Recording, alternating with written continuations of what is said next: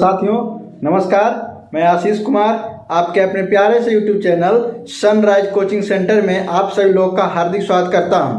साथियों, आज आप लोग के बीच में मैं रेलवे संबंधी एक और वीडियो लेकर आया हूं। इस वीडियो में मैं चर्चा करूंगा कि जो रेलवे में मेडिकल टेस्ट लिया जाता है, चाहे तो आपका रेलवे ग्रुप डी हो, NTPC हो, LP हो, LP ASM हो, ये सब में जो मेडिकल लिया जाता है उसमें क्या क्या टेस्ट किया जाता है, उसी के ऊपर मैं आज चर्चा करूंगा।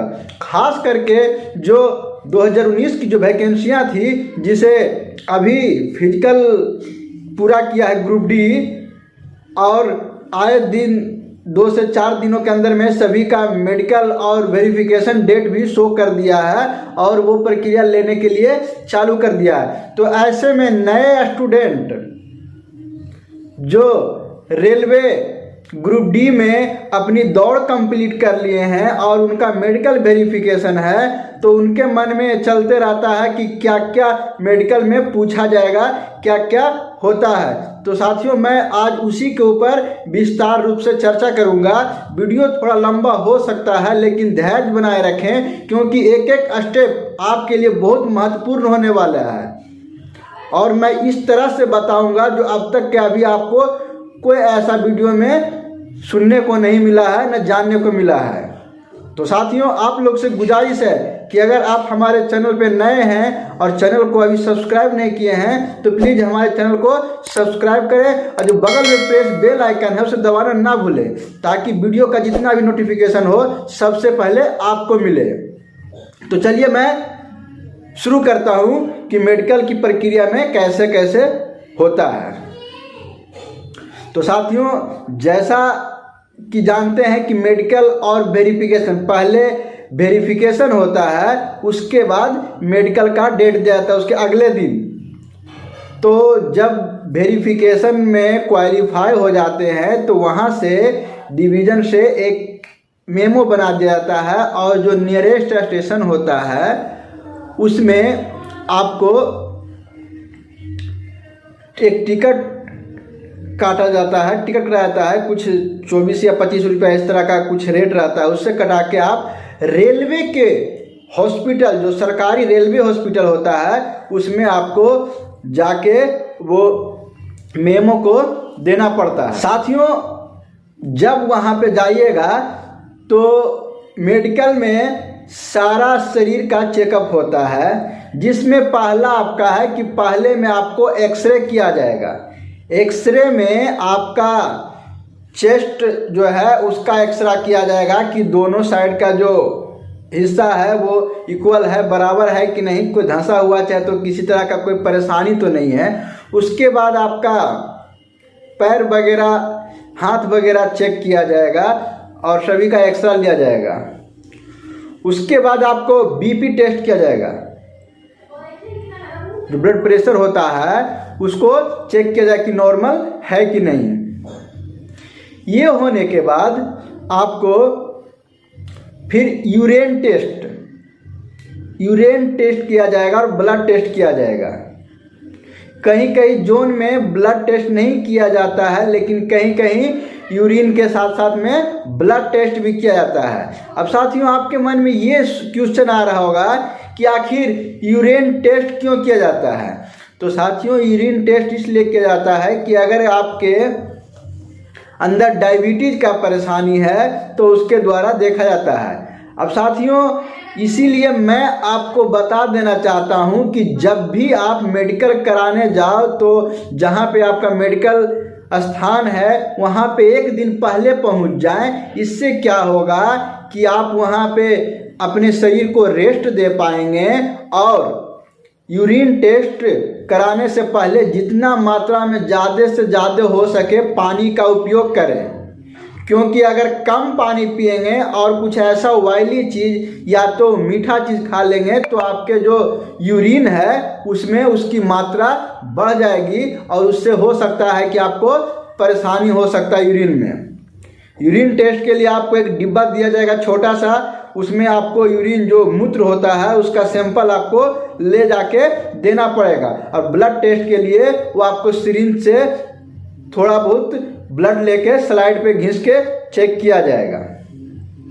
तो साथियों, यूरिन टेस्ट से आपको ये देखा जाएगा कि इनमें डायबिटीज वगैरह तो नहीं है। ये हो गया।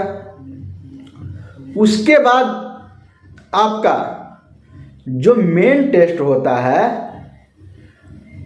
आई टेस्ट। आई टेस्ट में भी वो बहुत तरह के टेस्ट लिया जाता है। उसमें आपको सबसे पहला है कि आपका colour blindness test. Colour blindness test में आपको एक बुक रहेगा, उसमें रंगीन बिंदु बिंदु रहता है, जैसा कि आपको इस फिगर में दिख रहा होगा। उसमें कुछ अंक लिखे रहते हैं, गणितीय अंक लिखे रहते हैं, और आपको से डॉक्टर पूछेगा कि आप क्या लिखा हुआ है। तो उसमें क्या होता है कि डॉक्टर जल्द जल्द से पेज उलटता है, तो आपको घबराना नहीं है, बिल्कुल आरामदेह से देख के सही उत्तर देना है। अगर उसके बाद आपका डिस्टेंस आपको देखा जाएगा कि आपकी कितनी दूरी तक दिखाई पड़ता है। इसके लिए आपको, जिस तरह से आप कभी डॉक्टर के यहाँ इलाज कराने गए होंगे आँख वाले डॉक्टर के पास, तो वो दूर में कुछ अंग्रेजी या कुछ गणितीय चिन्ह या कुछ अक्षर लिख के आपसे पढ़ाएगा दूर में और पूछेगा कि क्या लिखा हुआ है। अगर आपका आँख में प्रॉब्लम होगा तो वो नहीं दिखेगा, लेकिन अगर आपको दिख रहा है तो आपको कोई परेशानी नहीं है। उसके बाद आपको एक सी कट टेस्ट लिया जाएगा। उसमें जो आपका सी लिखा रहता है, उसका जो एक मुंह खुला हुआ रहता है, तो आपको करके पूछेगा, कभी बाएं करेगा, कभी दाएं करेगा, कभी ऊपर करेगा, कभी नीचे करेगा, और उसमें पूछेगा कि कौन से भाग में खुला हुआ है। तो आपको सही सही बता देंगे तो आपका आई टेस्ट क्लियर हो जाएगा, आप फिट हो जाएंगे। उसके बाद बहुत सारे लोग को आंख में जो लेजर करवा के रखते हैं, उसके पकड़ने के लिए आपकी आंख में एक दवाई डालता है, और जैसे दवाई डालने से अगर आपकी आंख की पुतली फूलने लगता है तो वो समझ जाता है कि आप लेजर करवाए हुए हैं और आपको मेडिकल अनफिट कर दिया जाएगा। तो साथियों, जो भी इस तरह के परेशानी है उसे सुधार लें, उसके बाद मेडिकल करवाने जाएं। अब ये आई टेस्ट हो गया। उसके बाद आपको फिजिकल टेस्ट लिया जाएगा। फिजिकल टेस्ट में आपको एक रूम में, पर्सनल रूम में नग्न अवस्था में कपड़े खुलवा के आपको रखेगा और वहाँ पे आपको जंप लगाएगा। जंप लगाने से आपका क्या होगा कि देखेगा कि इसका पैर हाथ सही है कि नहीं। हालांकि साथियों, रेलवे जो ग्रुप डी का दौड़ के आए हैं तो उनका स्वाभाविक है कि पैर हाथ में किसी तरह का परेशानी नहीं होगा। उसके बाद आपको जो है हर्निया टेस्ट करता है। अब आपको ये समझ में आ रहा होगा कि हर्निया क्या होता है। तो हर्निया जो होता है, कमर के नीचे वाला भाग में एक मोटी सी नस जम जाती है, उसे हर्निया कहते हैं। अगर उस कंडीशन में आपके पास वो होगा तो भी उसको मेडिकल अनफिट कर सकता है। फिर हाइड्रोसील के जो दोनों अंडकोश होते हैं वो फूला हुआ, उसमें पानी नहीं भरा हुआ होना चाहिए। अगर उसमें होगा तो फिर आपको मेडिकल अनफिट करके रीमेडिकल के लिए आपको टाइम दिया जाएगा और बोला जाएगा कि आप इसे हाइड्रोसील का ऑपरेशन करवा के आएँ, तब आपको फिर से फिट लिया जाएगा। तो साथियों, अगर जिनको ये हाइड्रोसील की परेशानी है, इस तरह का साइज दोनों अंडकोश में बड़ा छोटा है, तो अभी भी आपके पास समय है। जाने से पहले आप ऑपरेशन करवा के जाएं और उसका सर्टिफिकेट आप साथ में लेके जाएं, तो आपको कोई दिक्कत नहीं होगा, मेडिकल फिट दिया जाएगा। अब एक पाइल्स है, तो आपको जंप करने कहेगा, हंसने कहेगा, खांसने कहेगा। अगर वो आपको पाइल्स रहेगा, जो बवासीर होता है, अगर वो रहेगा तो हंसने और खांसने से वो दिख जाएगा, तो उससे भी आपको मेडिकल अनफिट किया जा सकता है। अब साथियों, इस तरह से आपकी पूरी शरीर को टेस्ट किया जाता है। अगर उसमें सभी तरह से आप फिट पाए जाते हैं तो रेलवे ग्रुप डी की नौकरी आपकी पक्की है, फिर कोई दिक्कत नहीं होगा। अब साथियों, बहुत सारे व्यूवर के मन में ये क्वेश्चन आएगा कि क्या जिसको नहीं दिखता है वो रेलवे ग्रुप डी में कैसे जॉब करता है। तो साथियों, C1 C2 सभी जो मेडिकल कैटेगरिया है उसके अंतर्गत काम करते हैं, उनको चश्मा दिया जाता है और उनको जो पोस्ट होता है वो नॉन सेफ्टी कैटेगरी दिया जाता है, ना कि सेफ्टी कैटेगरी दिया जाता है। उनको IW में रख दिया जाएगा, प्यून में रख दिया जाएगा, डिवीजन में चपरासी में रख दिया जाएगा, इस तरह से जगह में जहाँ पे कोई सेफ्टी जैसी चीज़ ना हो। बाकी उनको ऑपरेटिंग नहीं दिया जाएगा, मैकेनिकल नहीं दिया जाएगा, इंजीनियरिंग डिपार्टमेंट ये सब नहीं मिलेगा। तो साथियों, मैं आपको ये बताना चाहता हूँ कि जो रेलवे ग्रुप डी का जो 19 की वैकेंसी को जो 23 में ज्वाइन कराएगा उसके लिए जो प्रक्रिया चल रही है उसमें मेडिकल में कोई खास ज़्यादा दिक्कत नहीं होता है, सभी लोग को लगभग सिलेक्ट कर लिया जाता है। लेकिन हाँ, किन्हीं में अगर मेजर प्रॉब्लम होता है तो उनको छांट दिया जाता है, उनको हटा दिया जाता है, क्योंकि उनके पीछे बहुत सारे फिट लड़के बैठे पड़े हुए हैं, वो उन्हें सिलेक्ट करते हैं। और साथियों, मैं आप लोगों से ये बताना चाहता हूँ कि जब आप मेडिकल करवाने जाएं तो जो डॉक्टर साहब होंगे जो आपको मेडिकल कर रहे होंगे उनसे आप अच्छा व्यवहार करें, किसी तरह का रुदली भाषा का यूज ना करें। तो साथियों, इस तरह से होगा।